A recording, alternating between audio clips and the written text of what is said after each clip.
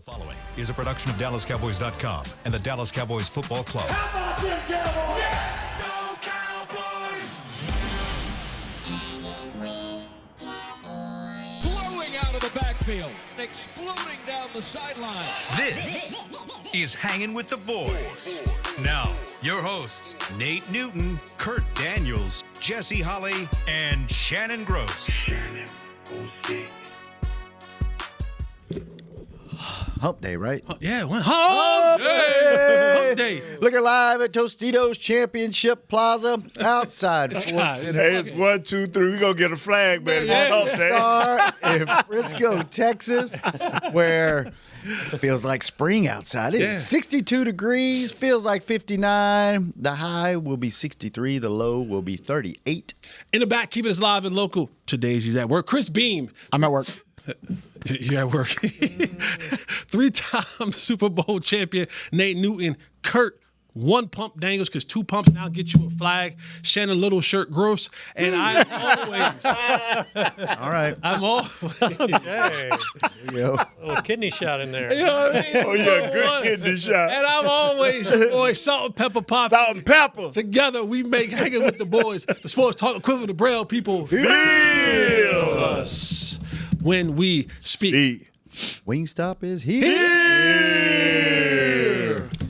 Nate, Yes, sir. Yes, sir. What's you up? thinking about coming out of retirement? Now a little shirt. Why you think that? I mean, Philip Phillip Rivers. Rivers? Rivers. What is he, 56 years old? No, man. 44. Real was 44. 44 years old. 44. What saying there's a chance. what they got in Yes, saying Pittsburgh? Ain't he 40? 41, right? Yeah. Rogers 41. Has there ever been a more trash-talking quarterback in the history of the NFL? Who than doesn't Phillip Rivers? curse? Right. Who doesn't curse? He got 87 kids. Who doesn't curse? Yeah. That's the crazy part about it. Unbelievable. Played 44 Phillip Rivers years in college. Cooked Did us. you? Oh, at NC State. Cooked us. old. Was he good in college? Him and Jericho Cotry. Oh, I remember that name. man. Man. He was in the league for a minute. wasn't Yeah, for the Jets. Yeah. Right. Yeah. Phillip was tearing us up. Oh, he talking trash? He was tearing us up. He was tearing us. I played some pretty good quarterbacks in my time Who all you played? in college. Yeah. Man, Phillip Rivers, Matt Ryan at Boston College. Ken Dorsey was at Miami. Man, yeah. He's here now. Ken Dorsey is here. Yes. I'm trying to think who else. What's he do here? What's my guy named Notre Dame? Good hair, good looking dude. Come on, guys. Notre Dame quarterback. Oh, Brady. No. Brady Quinn. Brady Quinn. Brady Quinn. I can't even. Some more names will come to me. John Elway. No, that old. That's Nate era. That's Nate era. that's wrong. That's a Nate era. How we feeling today? I'm Salt and Pepper Poppy, not Senior Citizen Poppy. I'm senior funny. citizen and pepper. Yeah. And all of it, boy. That's how you ought to introduce it. Citizen Poppy. Gross. What's Kurt? What's Kurt? Always gonna be 1 pump. Silent One pump, assassin. yeah. That's why Hump Day is so special. Always. That's why he leave here quick when we done with this show. Yeah. I'm out of here. We need to call the league on that 1 or 2 pumps, man. We got to call the league We on gotta that find one. out, man. Yeah, we do. My boy Call Kurt it hurting over there. No, we need to call Nate Jones. See what he says. We do need to call Nate Jones. Just walk out there to the field. Don't they have refs out there at practice? Yeah, those are college refs though. Oh. I want to talk to Nate. Shout to the real deal. All right. Minnesota's defense, right? Yes. Cowboys offense. Is that what we're doing today? Mm-hmm. What are we looking at on the defensive side of the ball? Well, like Jesse said, is we play 2 cycles a year. One of them was against the Kansas City Chiefs in Spagnola, and this other one is Brian Flores. Just what I think. Well, both of them ain't 3-4 defensive. Kansas City was a 4-3. Mm-hmm. This is a 3-4 base defense. You got Jonathan Allen at one of the tackles. You got Jalen Redmond at the other defensive tackles, and these are over our offensive tackles. And the nose tackle is the this different. Javon Hargrave. Javon Hargrave is up the other tackle. 61 is the nose. Look, am I correct, Jess? 61 play more nose. I'll put it like this. They will play each position. They will all play at different times, over the nose, over the right tackle, over the left tackle. They'll line up over the guards in even looks. The linebackers, Jonathan Greenert, Eric Wilson, number 55. I think he's probably the best all around out of all of them. 51, Blake Cashman is the other outside linebacker. They have a rookie guy, Dallas Turner. No, he's not a rookie, second-year guy. He was a first-round pick last year. Number 15, they'll mix in all of these guys along with their safeties. What they're trying to do is confuse you. They're definitely trying to confuse, especially the interior offensive linemen, so you can't just help the tackles. You know how you want to turn one way or the other or give help? Well, they in there with their linebackers. You'll see 51, 55, 51, 55, always in the offensive line, always faking. There was zone blitz, and what we mean by that is they'll hold you up and drop out, or they'll hold you up and another guy drop out right next to you, just trying to get you to hesitate as an offensive line. Our tackles are going to have to be ace on when they're turning the other way and he's got a guy outside him and he's got a guy right inside him. Do you let that guy walk right up to the line before you just turn that guy hot outside like my guy did last week? Or do you make sure our deal, when I played, if you were a yard off the line, we wasn't bothering with you. But if you walked up into the line, we had to sell out. And we had a certain call that our quarterback, our running back, depending on who was that hot person they was picking up, could pick it up. Or we would tap our hip, like, I'm going inside. But you got to be precise in what you're doing. They're going to try to do some of the things. This is where Coach Flores is good, better than most coaches, him and Spagnuolo. If you were not successful in something the week before, they coming at you. And they're going to come at you in different ways, but the same look, and they're going to give you a little bit of spice off of that right there, a little bit of twist. But if you wasn't good at something that week before, he's going to test it at different times in that game. So what do you think they're going to test? What did we do bad last week that they might test? Last week was the ultimate. Both tackles didn't set well at all. They overset everything. And you don't need games to do that. You just line up Van Ginkel and the other outside linebacker and just let them come. Hey, I'm gonna tell you the way to beat this team. What's wrong, bro? This guy's aggressive over there. You know what I'm saying? What's wrong? Nah. Don't fall in the trap, Nate. Just finish. keep going. Right. Okay. Oh. Whoa. Finish. Did I say anything wrong? No, you're good. You're good. My boy Kurt's over here trying to get home for hump day. That's all right. You know what I'm saying, Kurt? I didn't catch You're in the it. gutter. Kurt, my boy Kurt is trying to get home. That's it. Yeah. I believe this right here. This team tries to confuse you. Coach Flores tries to confuse you. But what we have to do is just schematically know who to block and don't overthink it. Our tackles continue to overthink a basic set. Don't overset anything. Make everything funnel to the outside. Dak can always handle pressure coming from the outside versus pressure coming up the middle. Make sure what's happening in the middle is strong, and then you'll be all right. That's all you got to do. And you have to run the ball. Whether you run it 32 times for 110 yards or 32 times for 97 yards, you got to be able to run the ball. Because if you don't run the ball and they can dictate to where you throwing the ball at, they'll come up and tackle you a yard or two short of the first down, and all of a sudden you're getting off the field. And Jesse will talk more about the offense tomorrow, which was non-existent until last week. It seemed like every time we get ready to play the drugstore Cowboys, everybody started cranking up. So Jesse, you take over and be more specific, but I'll give you what I thought. Yeah, man. I told you guys this before with Brian Flores, another sicko. He's a sicko. And he honestly, he might be more sicko than Spagnuolo. Like, he gonna blitz you 50% of the time. Where was he before Minnesota? Miami. Remember, it was Miami, and then he had that situation there where he sued the NFL because of some sort of like colluding. Then he got picked up briefly in Pittsburgh with Mike Tomlin, and then he wasn't a coordinator with Mike Tomlin. He was more like a consultant type situation, and then he ended up becoming the DC in Minnesota. Okay. Sicko. And he's going to blitz you. He going to blitz you early. He going to blitz you near halftime.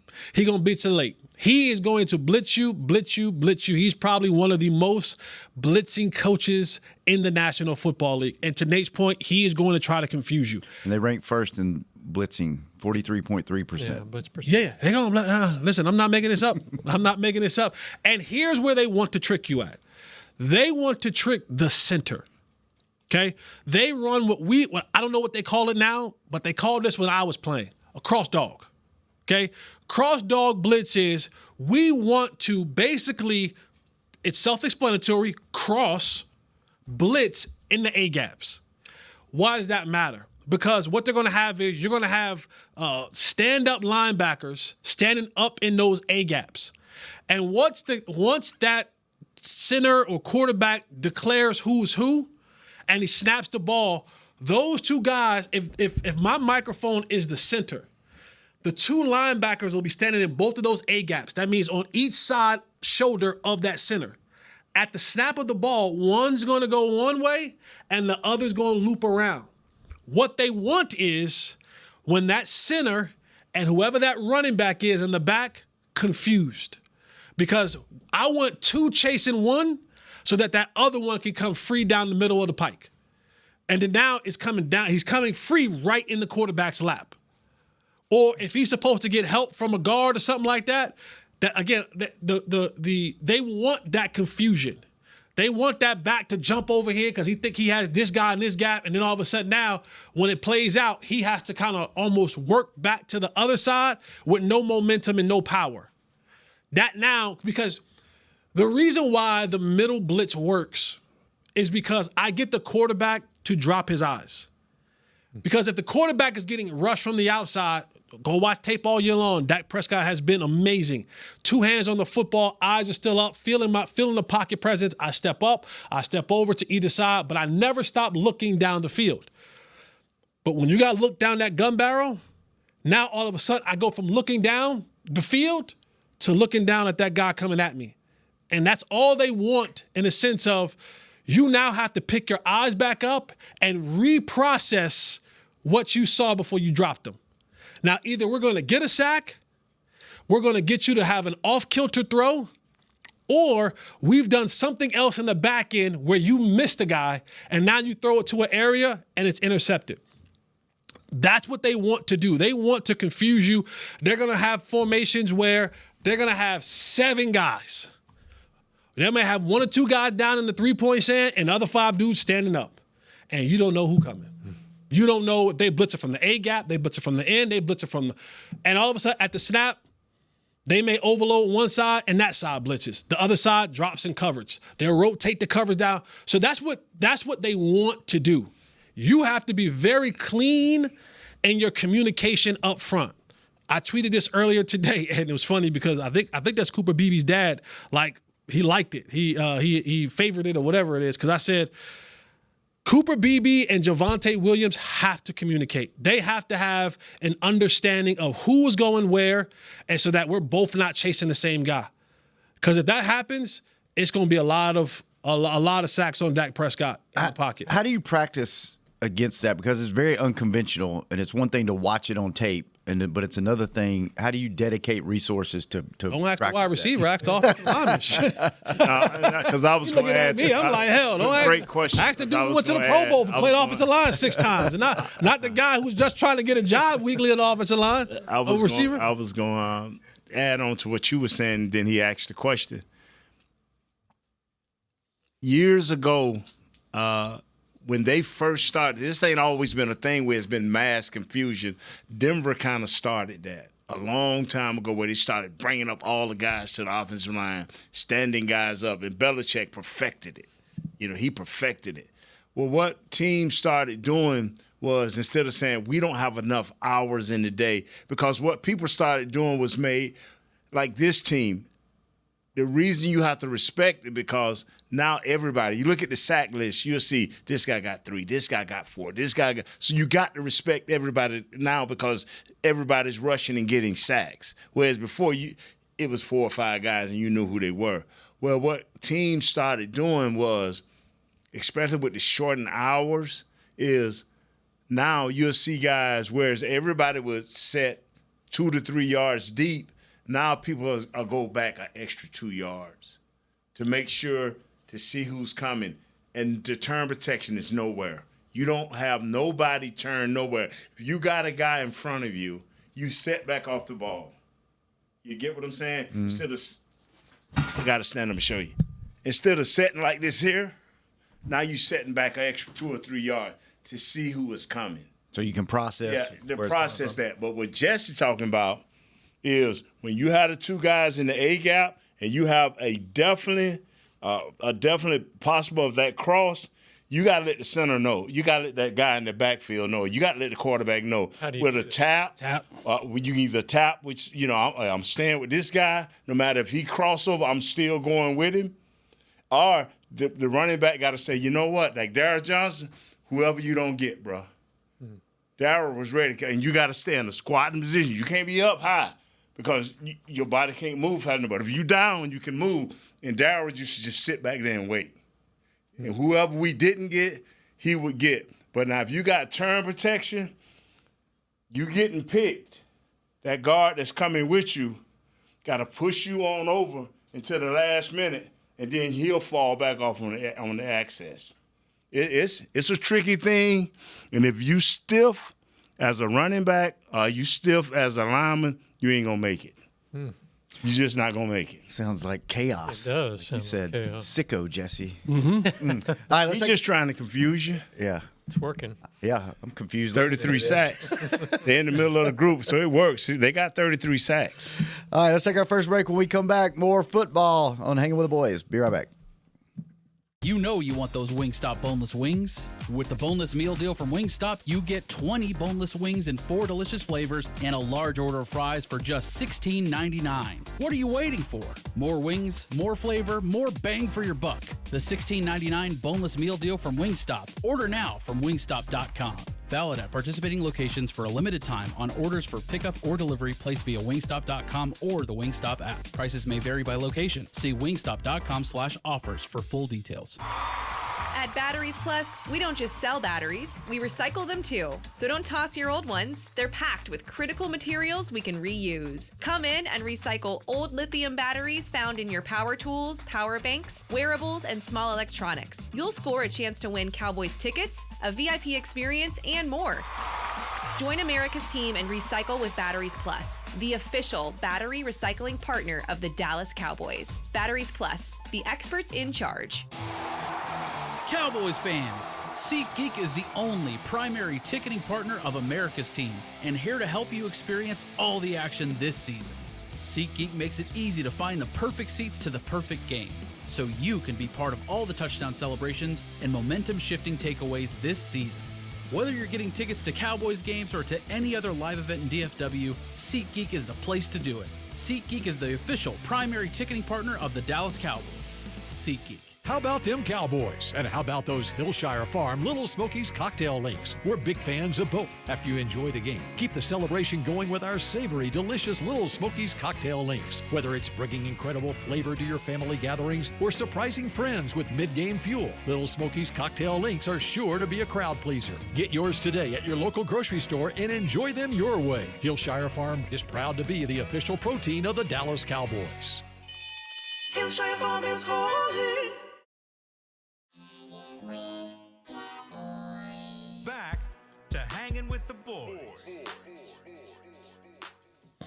Welcome back to the second segment of Hanging with the Boys, brought to you each and every show by blockchain.com. Blockchain. Thank you, blockchain.com. All right, Kurt. Yeah. Got a bunch of stats in here, man, on the Minnesota defense. I think your mic went out.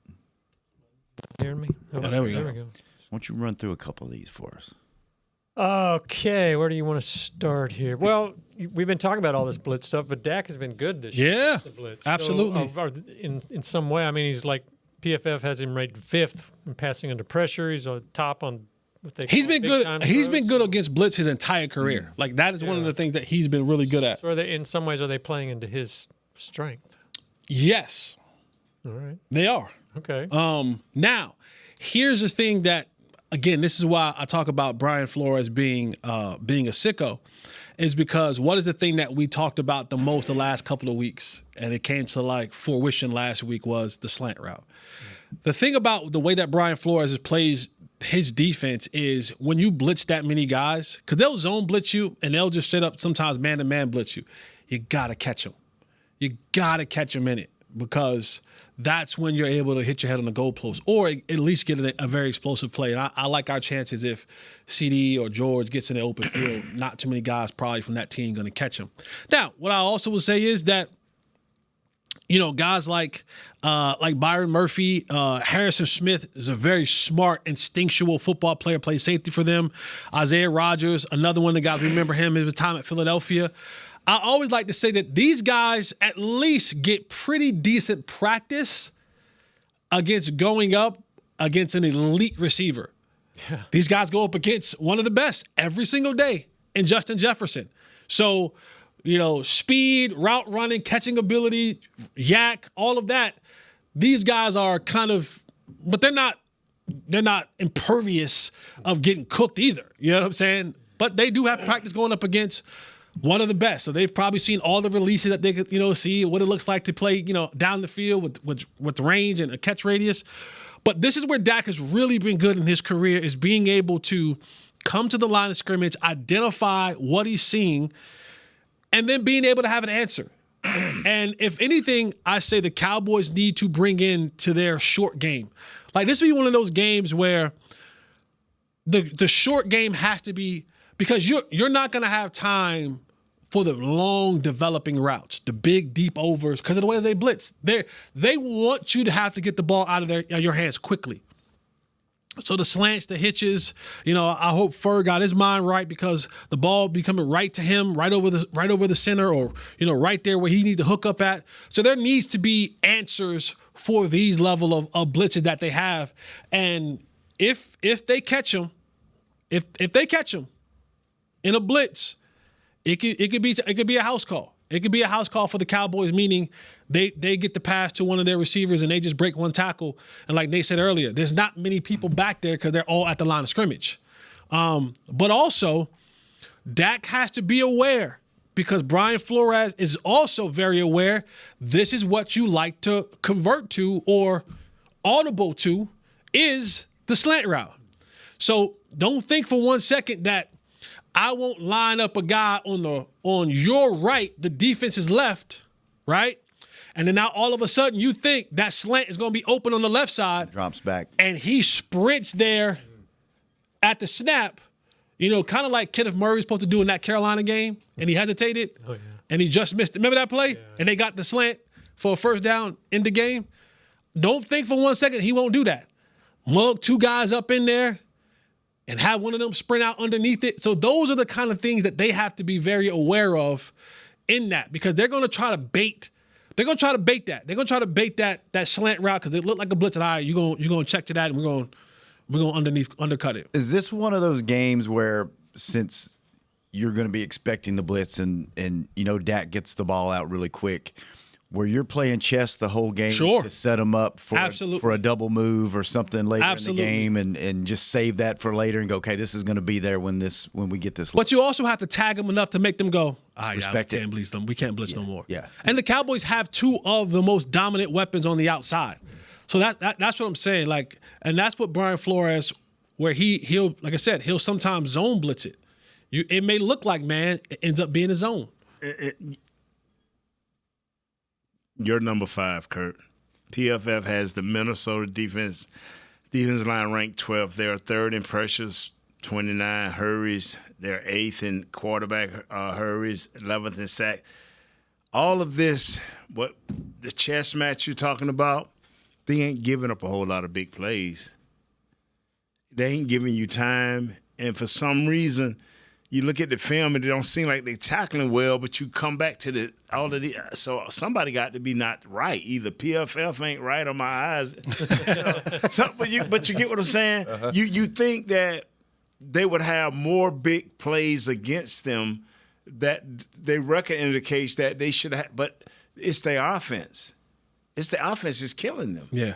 It's a good unit. Yeah. His defense is a good they're unit. only giving up 21 points a game, and I think, look in there, Kurt, for me, please, and see how many games where they just really got blowed out, or besides that, only giving up 30 points once. Yeah. That was at the Chargers. Yeah. This defense is a good unit. Yeah. Their offense has struggled. I shouldn't say that.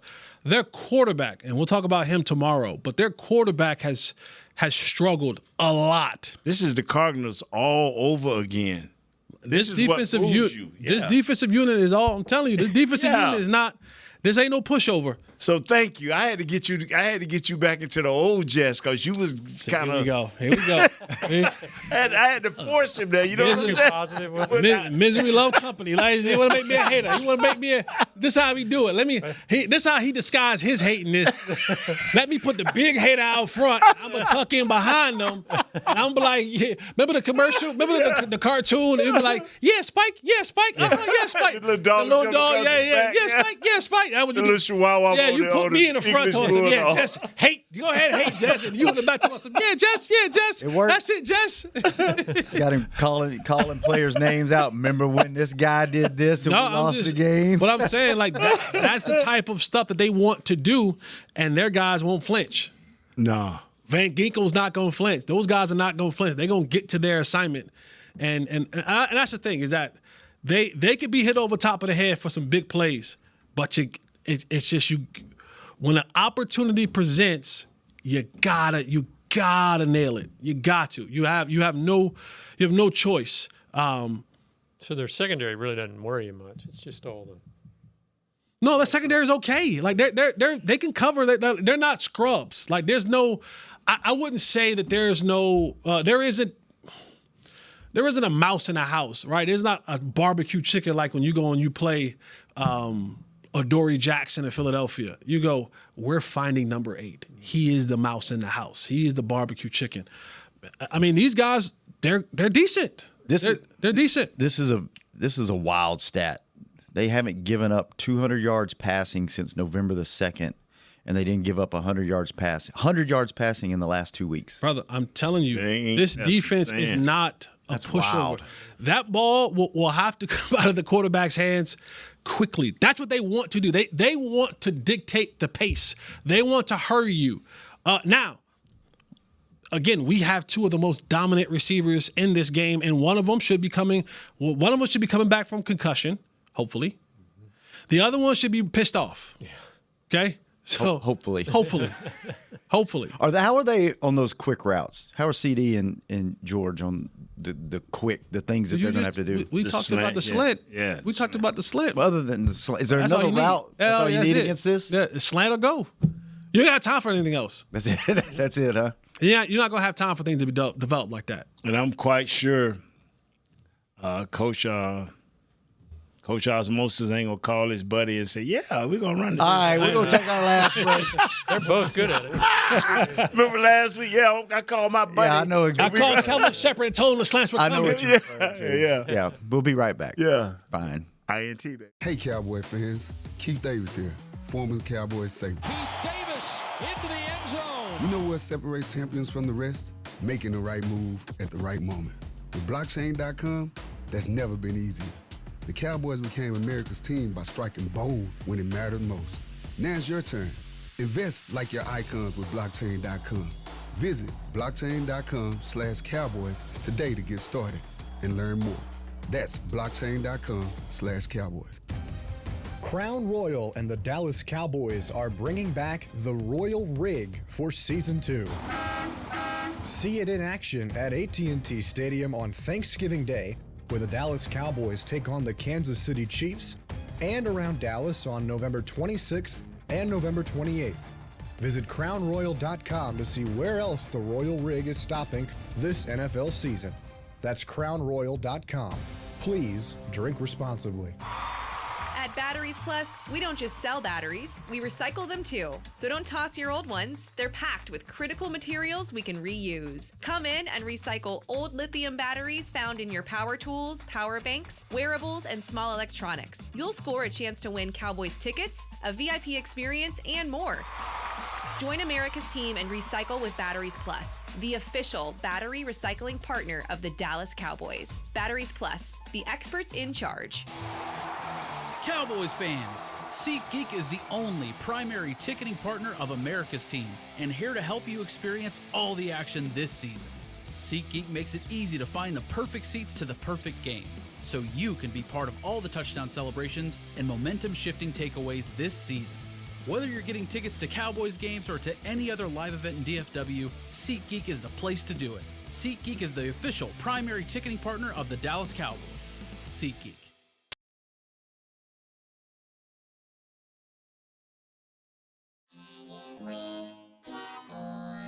Back to Hanging with the Boys. Welcome back to the final segment of Hanging with the Boys. 24/7, 7-Eleven is open. Who is going to be the guy, Jesse, this week the Cowboys are going to need to be open 24/7 on offense? Who do you think their go-to guy? Is it going to be Ferg? Is it going to be Javontae? If CD's healthy? George redemption game? Like, who's that guy going to be? Who do they need that guy to be this week? CD. Go back to Old Faithful. Go back to your best eater. You know what I'm saying? Don't go back to your best eater. Don't shy away from her. Go back and see your best eater. You know what I'm saying? With the young kids. Say, go back and see your best eater. Don't shy away from her. Is that what the youngins say now? That's what the youngins say. That's what the youngins say. And so, hey, go back. Yeah, CD. Go back to CD, man. I like CD in this matchup, man. I like CD. I like George too, but I like CD when it comes down to having to be where you're supposed to be when you're supposed to be there. Yeah. I like his ability to do that a little bit more than I like George's ability to get there. You mentioned earlier Ferguson better be ready for all better. the short passes. But he better. Are we making too much of this sudden fumbling he's got going on? No, that's a real thing. Yeah. That's 7 fumbles this year. Yeah. 7. That's poor ball security. That's 7 fumbles. I think prior to that, leading up to this season, I think his entire career he had 2. Yeah. So think about 4 years, 5 years leading up to he had 2. He got 7 in one season. That's a problem. Does a guy like Dak lose trust in him then? No. The thing about Dak is, and what makes him such a great professional, he's an equal opportunity employer. Like, he open, the ball gonna come to you, right? Like, we've seen him throw passes. I mean, hell, we lost a game because we thought it was a good idea to throw it to Noah Brown on a key 3rd down, and he dropped it. We've lost games because he's throwing it to Turp, and sometimes he's like, damn, well, probably shouldn't have to go to him. But if you're open, and this is where the ball's supposed to go. Now, also, we've also seen Dak be one of those guys where he's like, I'm forcing this in there no matter what. Yeah. So he's an equal opportunist, man. If you're open and the ball's supposed to come your way, he's trusting that you have a uniform. You know what, man? In 7-Eleven, please come to us and give us the money. Now, you may can give it the commercial to Dak, but we started this. He's open. Okay. Yeah, we don't play no more, brother. They want the guy out there on the field every week. Hey, man, I heard Derek on another show. I noticed I'm out of line. Our boss, Derek? Yeah, our boss, before Derek. You get out of line, just make sure you say the right things. Our boss, Derek, he said somebody had something about a different eatery or that they have not paid for any sponsorship. Oh, yeah. I'm like, whoa, is that a shot at our show? And we are not talking about non-sponsors. If they want to pay, I'm like, whoa, we are probably the one show that gets flagged the most. We bring stuff in here from folks. We talk about we probably the one show that Derek sits at his desk, listen to us and be like, if I ain't like these dudes, I'd have fired them a long time. That's what, like, there's a lot of people in the building that listen to our show. It ain't because they like us. It's because we do so much wrong. They got to document it. They got to have ears on it. Listen, this Texas, this is the at will. They don't need much. They don't need much. They don't need much. They're like, yo, your shirt's blue. They can hit me one of the days like, Jesse, you had on green during Philadelphia week. you're gone. You don't need much around. One of our guys on the show had on a different team. I said, bro, don't do that. Don't. No, man, stop. Okay, I'm trying to say. When was this? You want your $10 a couple of weeks ago. Yeah. Oh, yeah, like, hey, Which bro. show was this? The one after us. I have to go look it up. Yeah, the one after us. I'm like, It might have changed. yeah, but I told him, I said, no, bro. I said, trust I me, heard bro. you talking to him too. Yeah, we love you, but not that much. don't overstep your boundaries now. It's always $10, boy. It adds up over 5 days a week. It ain't ever the big thing that's supposed to get you that gets you. It's the little thing that you're like, really? That? Especially if you ain't built up if you ain't got no equity, equity built up. You know what I'm saying? If you ain't been around for a long time, if you ain't got 8-10 years in, when they be like, if you fresh, yeah, hey man. And with Derek Hittles, he like, okay, when Jesse held up the Hanging with the Boys sign for one time, well, he had it 4. hey, Chris. Get on it now. Hey, y'all got some bad news. Yeah. Javontae. This is a crazy stat too. When he has 20 or more touches, the Cowboys are 5-0-1. Mm-hmm. When he doesn't, they're 1-6. Is that because he's touching the ball more in games that they're ahead for clock management or whatever, or is it they got to get the run game going and stick with it to win games? The stats are out there about when Dak Prescott passes the ball for 30 to 35 times or more a game. It's not a winning recipe for the Cowboys. It's not a winning recipe for Dak Prescott. When he has to get into that level of everything has to fall back on me, the overall record doesn't bode well. You get that running game going, now everything plays off that. Even though we've kind of diminished the running back position, it's coming back now, but we've kind of diminished the running back situation. When you establish that run game, you're able now to, one, control time of possession, one of the stats that Nate loves. You're able to. You I want to win.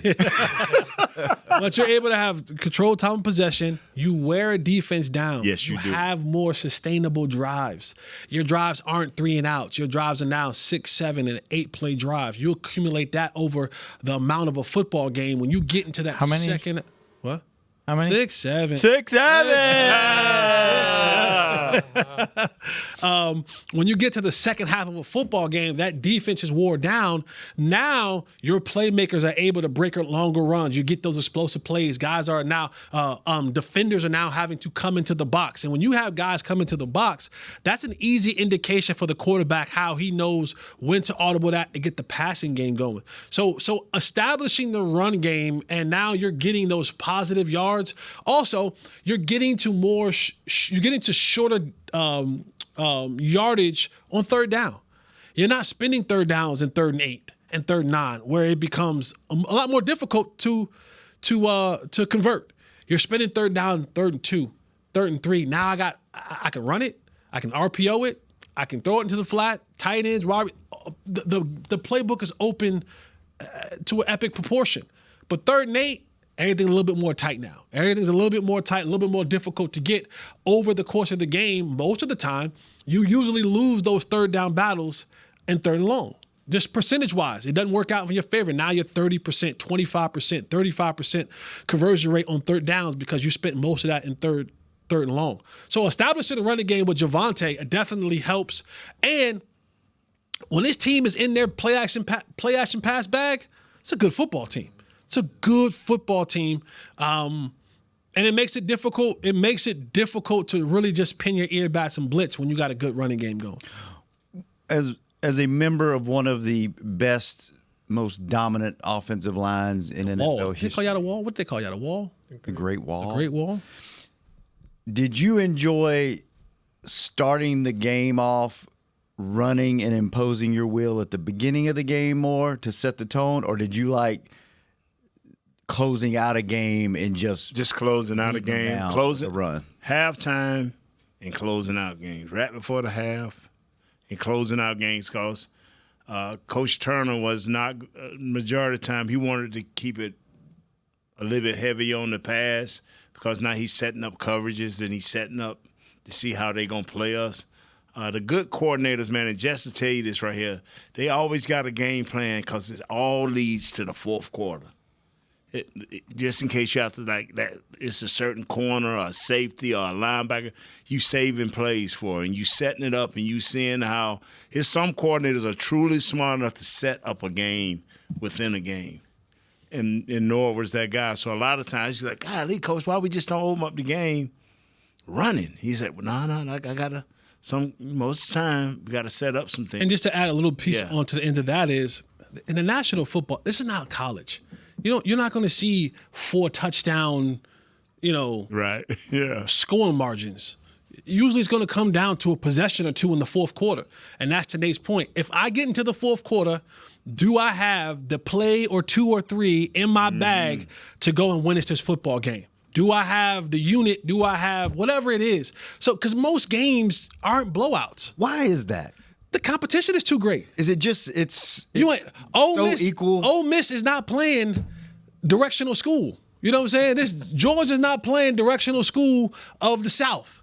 No, you're playing a Pro Bowler. But Georgia, if you need to get away 1.5, fam, it's okay. Most of the time, you're going up against a Brian Flores. You're going up against a Spagnuolo. You're going up against a Vic Fangio. Yeah. You're not going up against some Rudy Poos. And on those defenses, you got some guys that can go out there and play. It's just the parity is far too equal to just blow folks out week in and week out. You ain't blowing folks. Now you might get a game or two. Right. But for the most part, it's going to be between a one-score game. 1 or 2 possessions. Because what happened to Minnesota, that's 1 week you win by 31 points and 31-0. Then the week before that you lost 26-0. That is unusual. Very, very. This is an unusual year, but that don't happen in our league. Well, fellas. Can I throw a fun stat to back you up? Sure. I love a little support when I try to, when I'm cooking. Yeah, but where he been going against you, Jess? No, my boy Kerr's always down with me. You're not gonna divide us. There was a couple of shows. Y'all not gonna divide us. Brothers fight. We fight. Y'all not gonna divide us. Y'all not gonna divide us. Y'all not gonna divide us. Go ahead, Kirk. Give me the numbers. When Dak has 30 or less pass attempts, he is 38-9. Wow. 30 or less attempts. Yeah. Huh? That passing the ball more is not a recipe for success. When Dak has had great success in passing the ball a lot, it catches everybody off guard. It never comes from a game where he's thrown 40 times. Then he come another game and throw 40 times. That normally is a loss. But if he kept that thing around 30, then all of a sudden he had to throw 40, he got him. But because anytime you think about Dak having to throw the ball more than 30 times, he's rallying. He's trying to bring the troops back. Mm-hmm. It's one of those, we abandoned whatever game plan we had, Dak, go get him. And like I said, he's had some pretty good second half comebacks, but the recipe for success is not having Dak pass. And I don't think it's actually Dak either. I think it's just an overall. Now, unless your team is built that way, passing the ball 35, 40 times a game, that's just not it's not a recipe for success. I want to be more balanced. There's 65 plays that are happening in a game.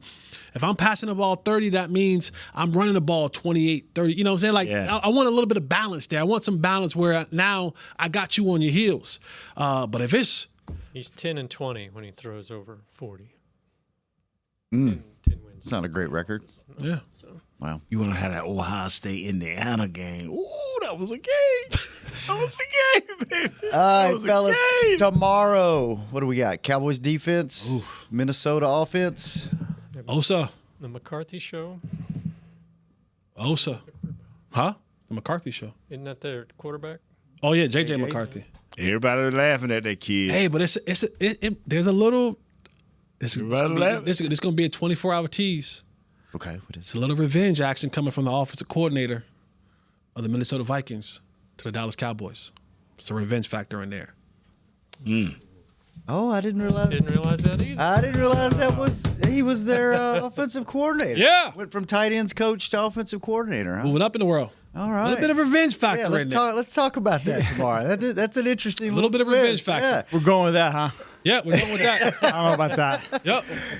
I'll tell you the day it happened. I'll tell you where the origin story happened.